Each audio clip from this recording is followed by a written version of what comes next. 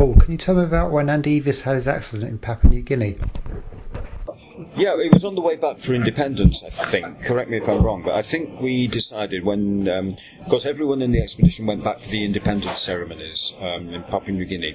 And Andy and I, for some reason, decided we were going to look at this feature, which from the aerial photographs was this long river which just disappeared underground, gave us a dream. And but to get there, we had to. It was a complicated route, and there we were cutting a trail. There wasn't a set trail.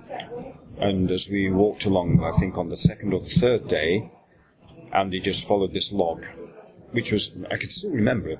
It was an incline of about 15 degrees, but it was easier than going through the jungle. And it was very impressive what he was doing as he marched along it. And I made the comment how impressive it was, at which point the log turned slowly and rolled over with Andy underneath it, trapping his leg, and in fact bruising it quite badly.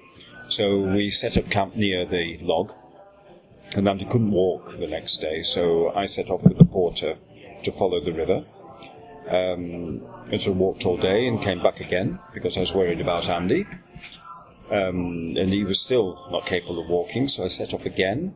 Second day, came back, and then decided this is silly. I just told Andy I was going to leave him there and he could fend for himself.